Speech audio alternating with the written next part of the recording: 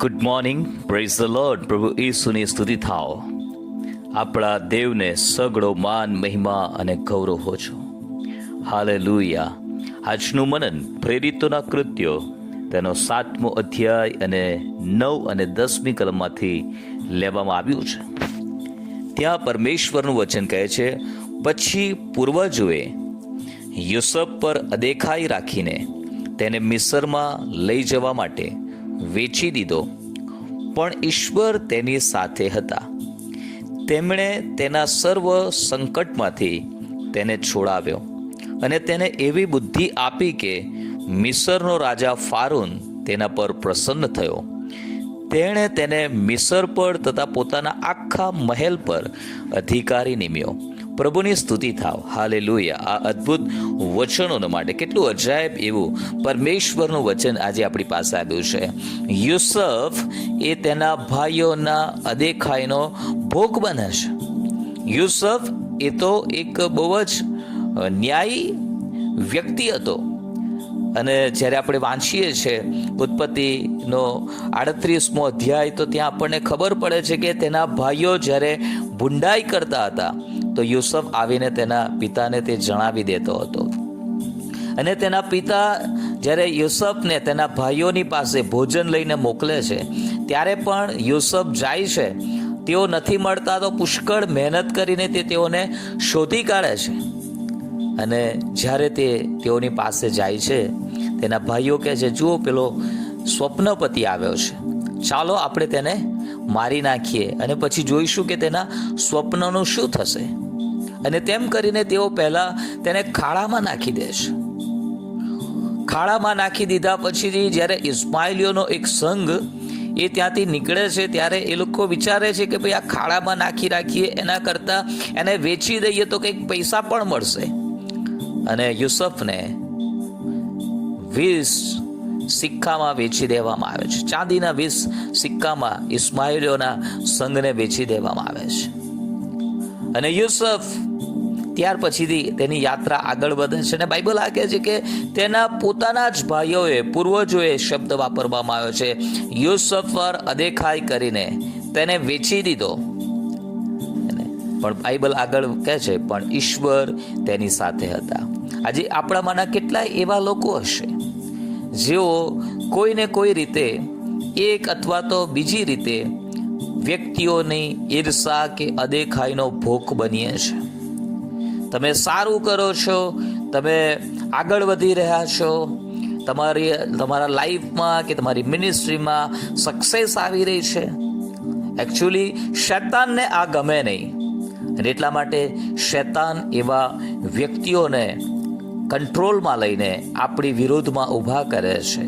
આપણી વિરોધમાં તેઓ બોલે છે, આપણી વિરુદ્ધ ખોટી સાક્ષીઓ પૂરે છે.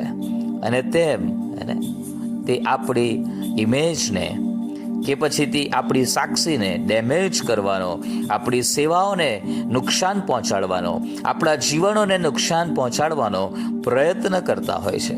પરંતુ આજે પરમેશ્વરનું વચન શું કહે છે? યુસુફના જીવનમાં પણ આવું બન્યું. તેના ભાઈઓએ જ તેની અદેખાઈ કરી, તેના ભાઈઓએ જ તેને વેચી દીધો. પણ બાઇબલ કહે છે, પરમેશ્વર તેની સાથે હતા. વાલાઓ, જો પ્રભુ આપણી સાથે છે તો આપણી ઈર્ષા ગમે તેટલી કરવામાં આવે, આપણી ઉપર ગમે તેટલો કાદવ ઉછાળવામાં આવે, આપણું ભૂંડું કરવા માટે, નુકસાન કરવા માટેના ગમે તેટલા પ્રયત્નો કરવામાં આવે, પરંતુ જેમ પ્રભુ કહે છે કે તારી વિરુદ્ધમાં ઘડવામાં આવેલું કોઈ પણ હથિયાર સાર્થક થશે નહીં. અને એ જ પ્રમાણે પરમેશ્વર આપણા ઉપર કરવામાં આવતી ભૂંડાઈઓને, બદનક્ષીઓને, ખોટા આરોપોને પરમેશ્વર બદલી નાખશે, ભલાઈમાં બદલી નાખશે. હાલેલુયા. અને આ વચન એ જ આપણને શીખવે છે કે યુસુફ પર અદેખાઈ કરવામાં આવી, પણ યુસુફની સાથે પરમેશ્વર હતા. જો તમારી સાથે પરમેશ્વર છે, પરમેશ્વર ક્યારે આપણી સાથે હશે? જ્યારે આપણું હૃદય પરમેશ્વર પ્રત્યે સાફ હશે. જો આપણા હૃદયમાં ભૂંડાઈ, કપટ, દુષ્ટતા નહીં હોય તો પરમેશ્વર આપણી સાથે હશે. હાલેલુયા, પ્રભુની સ્તુતિ થાવ.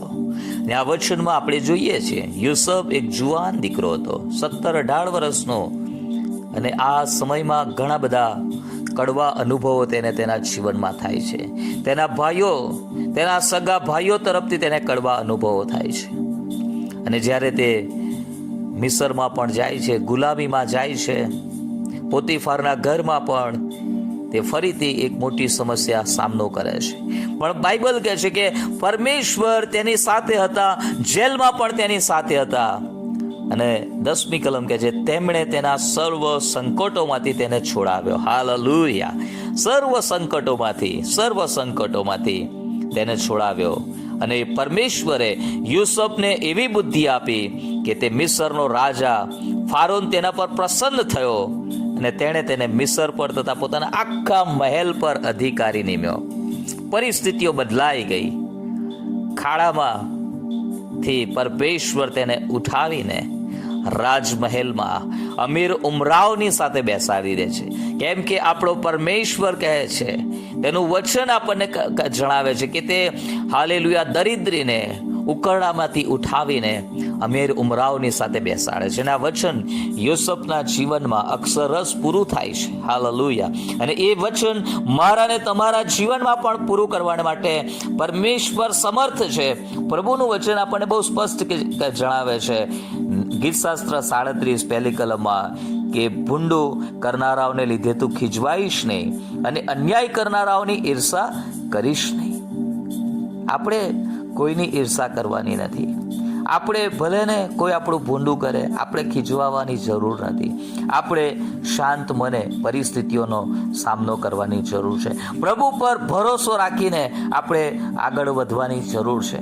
અને આપણો પરમેશ્વર જેણે યુસુફને સર્વ સંકટોમાંથી છોડાવીને એવું બુદ્ધિ, એવું જ્ઞાન આપ્યું અને તેને મિસરના રાજા ફારોન ના દ્રષ્ટિમાં કૃપા પમાડી અને તેને આખા મહેલ પર અધિકારી બનાવી દીધો. રાજા પછીનો બીજા નંબરનો માણસ એ યુસુફ બન્યો. હાલેલુયા. તમે જો તમારા પર અદેખાઈ કરવામાં આવે, તમારા પર ખોટા આરોપ મૂકવામાં આવે, તમે પણ એવું કરવા લાગો તો હાલેલુયા, તમે ઈશ્વરના આશીર્વાદો નહીં પામી શકો, ઈશ્વરની આ કૃપાનો અનુભવ નહીં કરી શકો. પરંતુ તમારા ઉપર ગમે તે આરોપ મૂકવામાં આવે, અદેખાઈ કરવામાં આવે, ઈર્ષા કરવામાં આવે, તમારા પ્રત્યે વેરભાવ રાખવામાં આવે, તમારા માટે ખોટું બોલવામાં આવે, તમારે પોતાની જાતને સાબિત કરવાની જરૂર નથી.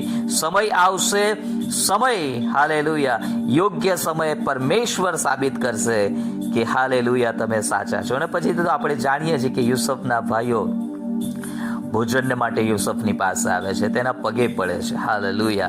અને જે વચન પરમેશ્વરે બતાવ્યું હતું કે સૂર્ય તથા ચાંદ અને 11 તારાઓ એ યુસુફની આગળ નમી રહ્યા છે, અને એ દર્શન પણ પૂરું થાય છે.